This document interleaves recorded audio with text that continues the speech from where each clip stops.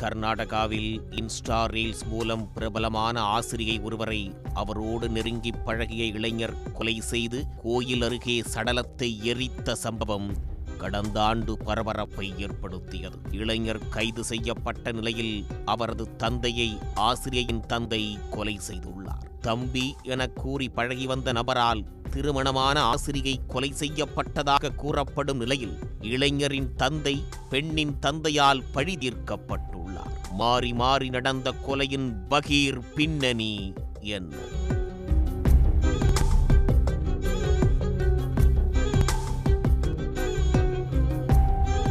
கர்நாடக மாநிலம் மாண்டியா மாவட்டம் மாணிக்கனஹள்ளி கிராமத்தைச் சேர்ந்தவர் 28 வயது தீபிகா. இவர் மேலக்கோட்டில் உள்ள தனியார் பள்ளி ஒன்றில் ஆசிரியையாக பணியாற்றி வந்தார். இன்ஸ்டாவில் விதவிதமாக ரீல்ஸ் வீடியோக்களை வெளியிட்டு பிரபலமாக வலம் வந்தார்.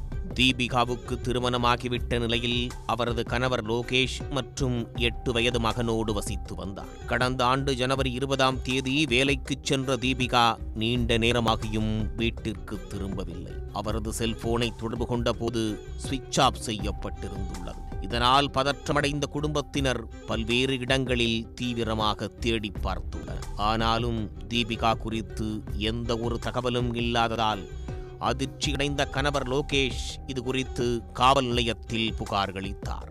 அதன் பேரில் போலீசார் வழக்கு பதிவு செய்து தீவிரமாக தேடி வந்தனர். இதற்கிடையே காணாமல் போன தீபிகாவின் வாகனம் மேலக்கோட்டில் உள்ள ஒரு யோக நரசிம்ம சுவாமி கோயில் அமைந்துள்ள மலையடிவாரத்தில் நிற்பதாக அப்பகுதி மக்கள் போலீசாருக்கு தகவல் தெரிவித்தனர். இதையடுத்து சம்பவ இடத்திற்கு போலீசார் விரைந்து சென்றனர். அங்கே எரிந்த நிலையில் சடலம் ஒன்று கிடப்பதைக் கண்டு திடுக்கிட்டு போயினர். அந்த சடலம் யாருடையது என்று ஆய்வு செய்தபோது அது மாயமான ஆசிரியை தீபிகாவின் சடலம் என்பது உறுதி செய்யப்பட்டது. அவரை கொடூரமாக கல்லால் தாக்கி கொலை செய்துவிட்டு உடலை எரித்திருப்பது கண்டுபிடிக்கப்பட்டது. கொலையாளி யார் என போலீசார் விசாரணையை முடுக்கிவிட்டனர். அப்போது தீபிகாவோடு கடந்த 2 ஆண்டுகளாக பழகிய 22 வயது நிதிஷ்குமார் கவுடா என்ற இளைஞர்தான் அவரை கொடூரமாக கொலை செய்து எரித்தது கண்டறியப்பட்டது. கொலைக்கு பின் தலைமறைவாக இருந்த அவரை விஜயநகர மாவட்டத்தில் உள்ள ஹோசப்பேட்டையில் வைத்து போலீசார் சுற்றி வளைத்து பிடித்தனர். அப்போது ஆசிரியை தீபிகாவை கொலை செய்தது ஏன் என்பது குறித்து தீபிகாவை விட 6 வயது சிறியவரான நிதிஷ் தீபிகாவுக்கு ரீல்ஸ் வீடியோக்களை எடுப்பதற்கு உதவி செய்து வந்துள்ளார். தம்பி என வீட்டில் உள்ளவர்களிடம் அறிமுகம் செய்து வைத்துள்ளார். தம்பி என கூறி பழகியதால் வீட்டில் உள்ளவர்களும் பெரிதாக அதனை கண்டுகொள்ளவில்லை.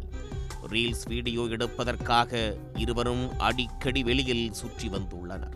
அப்போது இருவருக்கும் இடையே நெருக்கம் அதிகரித்துள்ளது. இதனை அறிந்த கணவர் மற்றும் தீபிகாவின் தந்தை உள்ளிட்டோர் கண்டித்துள்ளனர். இதனால் நிதிஷோடு பழகுவதை நிறுத்தியிருக்கிறார் தீபிகா.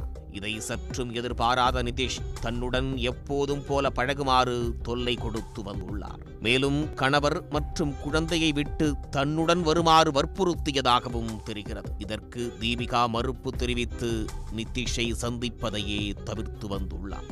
இந்த நிலையில் நிதிஷ் தனது பிறந்த நாளை ஒட்டி கடைசியாக ஒருமுறை சந்திக்க வேண்டும் என்று தீபிகாவை அழைத்துள்ளார். பிரச்சனையை சுமூகமாக முடிக்க விரும்பிய தீபிகாவும் தான் வருகிறேன் என்று சம்மதம் தெரிவித்துள்ளார்.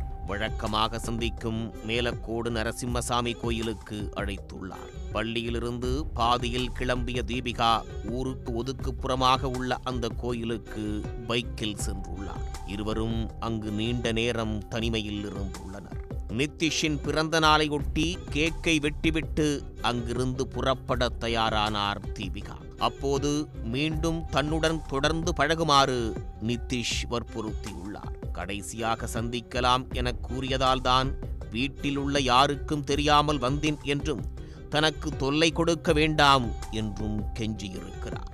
இனிமேலும் தனக்கு தொந்தரவு கொடுத்தால் கணவர் தந்தையிடம் புகாரளிப்பேன் என்று கூறியுள்ளார்.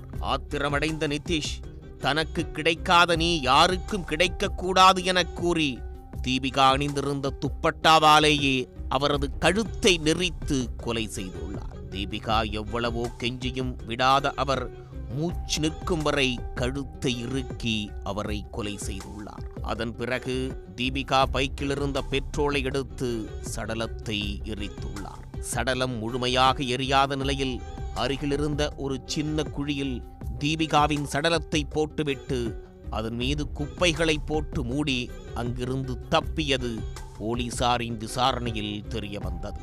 ஆனால் சமீபத்தில் ஜாமீனில் வெளிவந்த நிதிஷ் தீபிகா தனக்கு தோழிதான் என்றும் அவருக்கும் தனக்கும் எந்த உறவும் இல்லை என்றும் அவரை தான் கொலை செய்யவில்லை என்றும் கூறியுள்ளார்.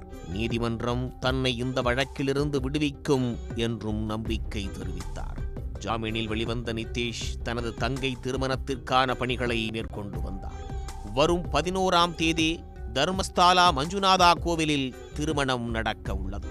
இதற்கான ஏற்பாடுகளை நிதிஷ் குடும்பத்தினர் செய்து வந்தனர். இந்த நிலையில் நிதிஷ் தந்தை நரசிம்ம கவுடா மாணிக்கனஹள்ளி கிராமத்தில் உள்ள ஒரு டீ கடைக்கு சென்று டீ குடித்துக் கொண்டிருந்துள்ளார். அப்போது அங்கு வந்த தீபிகாவின் தந்தை வெங்கடேஷ் நரசிம்ம கவுடாவிடம் பேச்சு கொடுத்துள்ளார். தனது மகளை கொன்றுவிட்டு உங்கள் வீட்டு பெண்ணின் திருமணத்தை நடத்துகிறீர்களா என கேட்டு வாக்குவாதத்தில் ஈடுபட்டுள்ளார். தங்கள் குடும்பத்தினர் சோகத்தில் உள்ளதாகவும் தனது மகளை கொன்றுவிட்டு உங்கள் குடும்பத்தினர் மகிழ்ச்சியாக வாழ்வதாக கூறி தகராறு ஏற்பட்டுள்ளது.